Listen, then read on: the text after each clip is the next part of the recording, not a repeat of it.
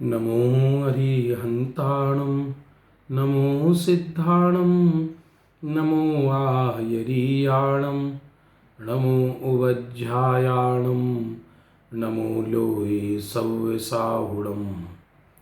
मङ्गलं भगवान् वीरो मङ्गलं गौतमो गणी मङ्गलं कुन्दकुन्दाद्यो जैनधर्मोऽस्तु मङ्गलम्। सर्वमङ्गलमाङ्गल्यं सर्वकल्याणकारकं प्रधानं सर्वधर्माणां जैनं जयतु शासनं जैनं जयतु शासनम्। बंधुओं, आओ जैन धर्म सीखें, सुखी होने का विज्ञान। जैन दर्शन एक वैज्ञानिक दर्शन है, एक वास्तविक दर्शन है, एक सुखी होने का यथार्थ मार्ग है। अभी तक हमने यह जाना कि ये दुनिया क्या है, विश्व क्या है, ये दुनिया किसकी बनी है, ये दुनिया कहते किसको है। इस विश्व के अंदर द्रव्य ठसाठस भरे हैं और गुणों के समूह को द्रव्य कहते हैं। द्रव्य कहें, वस्तु कहें, सबस्टेंस कहें, चीज कहें, सामग्री कहें, एक ही बात है। और आज हम चर्चा करते हैं कि गुण किसे कहते हैं, क्योंकि प्रश्न स्वयं ही पैदा होता है कि जब गुणों के समूह को द्रव्य कहते हैं और द्रव्यों के समूह को विश्व कहते हैं, तो फिर गुण किसे कहते हैं? गुण किसे कहते हैं? जिससे वो द्रव्य निर्मित होता है। द्रव्य को किसी ने बनाया नहीं है, द्रव्य निर्मित नहीं होता, विश्व भी निर्मित नहीं होता, लेकिन अनादिकाल से ही द्रव्य, विश्व के अंदर 6 द्रव्य हैं और संख्या की अपेक्षा देखें तो अनंत द्रव्य है।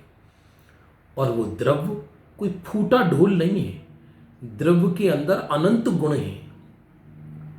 गुण कहो, क्वालिटी कहो या एट्रीब्यूट कहो, एक ही बात है। गुण कहो, क्वालिटी कहो, विशेषता कहो, इंग्लिश में एट्रीब्यूट कहो, वह सब एक ही बात है। क्योंकि किसी भी द्रव्य की पहचान उसके गुण से होती है। हम यदि सोने की पहचान करेंगे तो ये कहेंगे कि सोने में एक अलग सॉलिड पीलिमा होती है, हम उसको इस तरह से पहचानेंगे। किसी भी द्रव्य को उसकी विशेषता से ही पहचाना जाता है। विशेषता कहो, क्वालिटी कहो, गुण कहो, एक ही बात है बंधु। हम आगम में देखते हैं आचार्य गुण की परिभाषा क्या कहते हैं? जो द्रव्य के संपूर्ण भागों में और उसकी संपूर्ण अवस्था में रहता है उसे गुण कहते हैं। जो द्रव्य के संपूर्ण भागों में और उसकी संपूर्ण पर्यायों में रहता है उसे गुण कहते हैं। पर्याय कहो, हालत कहो, एक ही बात है बंधु। जैसे मिट्टी मान लो थोड़ी देर के लिए एक द्रव्य है, वैसे तो मिट्टी स्वयं एक पर्याय है, फिर भी मान लीजिए मिट्टी एक पुद्गल द्रव्य है। अब घड़ा उसकी पर्याय है, तो मिट्टी का जो चिकनापना है हम उसको मिट्टी को कैसे पहचानेंगे कि उसका चिकनापना उसके संपूर्ण भाग में रहेगा। अर्थात द्रव्य जितना स्थान घेर रहा है उसके संपूर्ण भागों में वह चिकनापना होगा। अब मिट्टी को तोड़कर कोई दूसरी वस्तु बना दी हमने, दूसरी चीज बना दी हमने, मान लीजिए। तो वो जो दूसरी चीज बनाई वो उसका भाग कहलाया, उसकी पर्याय कहलाई, उसकी अवस्था कहलाई। तो चिकनापन उसमें भी पाया जाएगा। चलो आत्मा के ऊपर घटाते हैं। आत्मा एक द्रव्य है और ज्ञान मेरा गुण है। परिभाषा क्या है? जो द्रव्य के संपूर्ण भागों में और उसकी संपूर्ण अवस्थाओं में रहता है उसे गुण कहते हैं। संपूर्ण भाग में माने क्षेत्र में।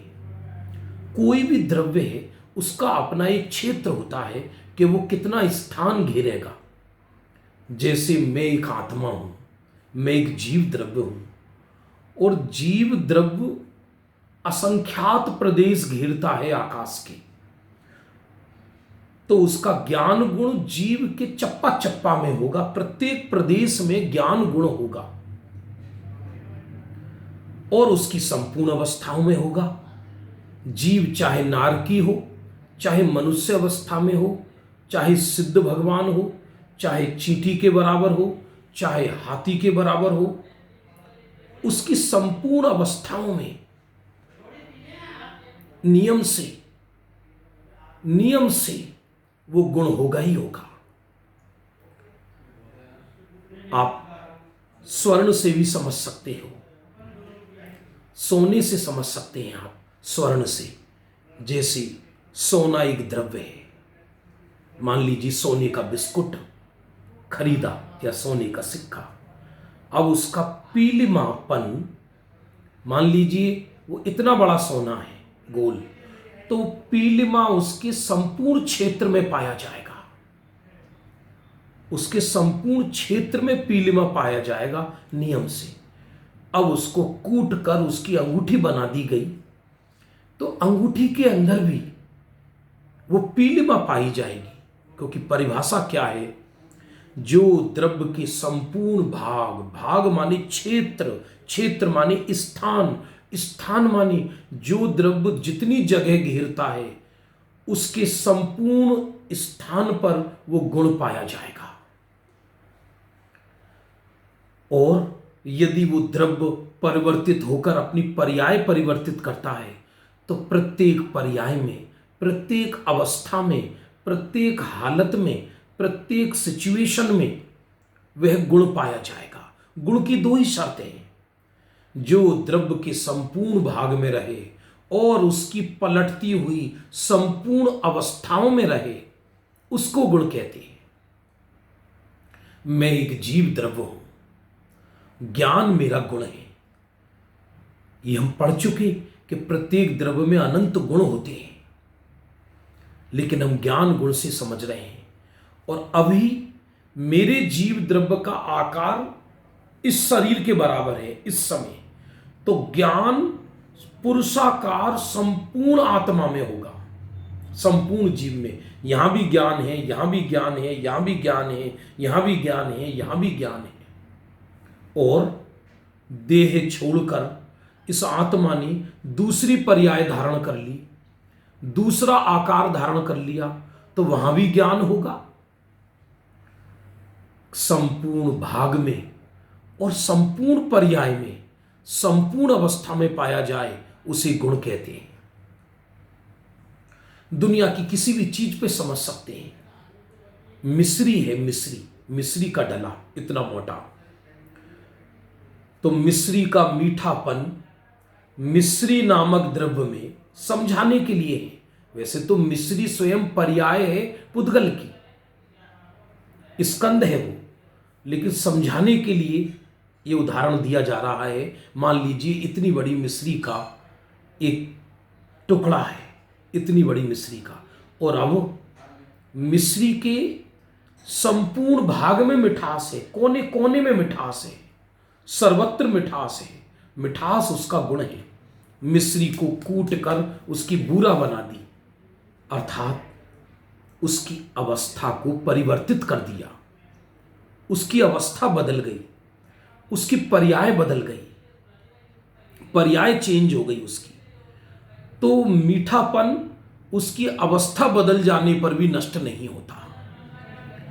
परिभाषा यह है, जो द्रव्य के संपूर्ण भागों में और उसकी संपूर्ण अवस्था में रहता है उसे गुण कहते हैं।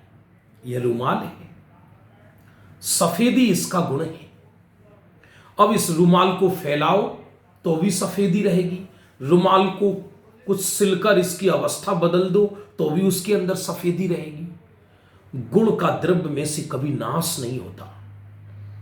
यदि गुण का ही नाश हो जाए तो द्रव्य का भी नाश हो जाएगा बंधु। गुण कहो, विशेषता कहो, क्वालिटी कहो, एट्रीब्यूट कहो, एक ही बात है।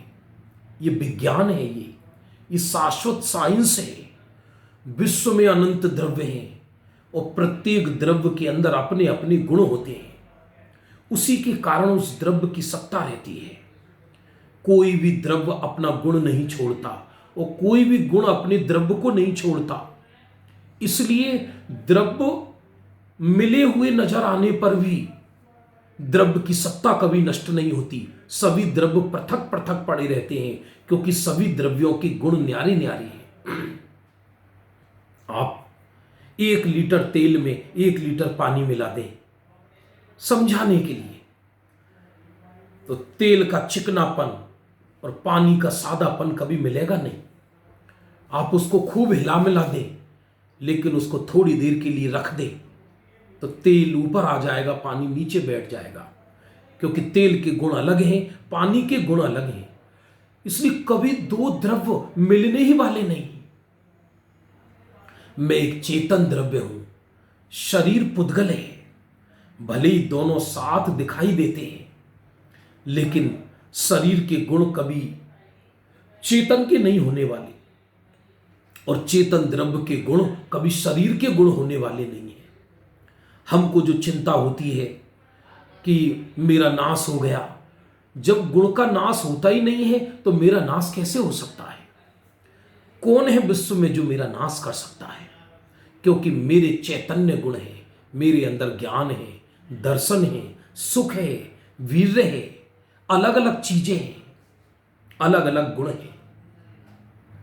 एक मजेदार बात और है, वो क्या है? द्रव्य के अंदर तो गुण होते हैं लेकिन गुण के अंदर कोई दूसरा गुण नहीं होता। इसलिए उमा स्वामी महाराज ने तत्वार सूत्र में गुण की परिभाषा इस प्रकार दी, द्रव्याश्रया निर्गुणा गुणाहा। इसका अर्थ क्या? जो द्रव्य के आश्रय से रहता है लेकिन जिस गुण के अंदर कोई दूसरा गुण नहीं होता उसे गुण कहते हैं, क्योंकि अनंत गुणों को समेटे हुए द्रव्य अभेद होता है।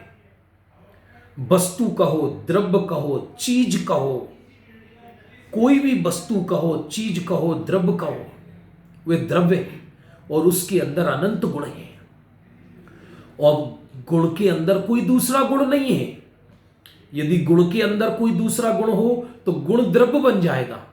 द्रव्य के अंदर तो अनंत गुण हैं लेकिन प्रत्येक गुण जो अलग अलग है उन गुणों के अंदर कोई दूसरा गुण नहीं है। यदि गुण के अंदर दूसरा गुण हो जाए तो सब मिश्रण हो जाएगा, सब व्यवस्था बिगड़ जाएगी। ये एक जैन दर्शन का विज्ञान है, ये साइंस है, ये शाश्वत विज्ञान है। इसको कोई बदल नहीं सकता, इसको कोई नाश नहीं कर सकता। प्रत्येक द्रव्य के गुण अपने ही अंदर होते हैं। एक द्रव्य के गुण दूसरे द्रव्य में नहीं मिलते। इसीलिए तो आत्मा शरीर के अंदर रहने पर भी शरीर के गुण आत्मा के नहीं हो जाते, आत्मा के गुण शरीर के नहीं हो जाते। शरीर का नाश होने पर भी आत्मा का नाश नहीं होता। प्रसन्न होने का विज्ञान है ये, सुखी होने का विज्ञान है। विश्व के अंदर अनंत द्रव्य हैं, उन अनंत द्रव्यों में अपने अपने गुण हैं। गुण कहो, विशेषता कहो, क्वालिटी कहो, एट्रीब्यूट कहो, एक ही बात है। वह गुण कभी द्रव्य का साथ नहीं छोड़ता। द्रव्य के प्रत्येक प्रदेश में वो गुण पाया जाता है, क्वालिटी पाई जाती है, विशेषता पाई जाती है। और द्रव्य जब अपनी अवस्था बदलता है, यूं तो प्रत्येक समय द्रव्य अपनी अवस्था बदलता है, लेकिन गुण उसकी प्रत्येक अवस्था में पाया जाता है। इसलिए आत्मा चाहे नरक में रहे, चाहे स्वर्ग में रहे, चाहे चारों गतियों में कहीं रहे, आत्मा का ज्ञान कभी समाप्त नहीं होता, मेरा सुख कभी समाप्त नहीं होता, मेरे गुण कभी समाप्त नहीं होते। बहुत अद्भुत विषय है बंधुओं ये। मैं अनंत गुणों को समेटे हुए एक चैतन्य द्रव्य हूं, और वो गुण मेरे संपूर्ण भाग में पाए जाते हैं, और मैं चाहे जहां रहूं वहां पाए जाते हैं, चाहे जैसी अवस्था हो हर अवस्था में पाई जाते हैं। और आत्मा चाहे आकार बड़ा करे या छोटा करे, वो गुण उसकी हर भाग में पाए जाते हैं। और यही व्यवस्था छयों द्रव्य की है। इस प्रकार आज हमने संक्षिप्त में गुण किसे कहते हैं इसको समझने की कोशिश की है। पुनः गुण के विषय में कल और समझने की कोशिश करेंगे। आज का विषय यहीं विराम लेता है।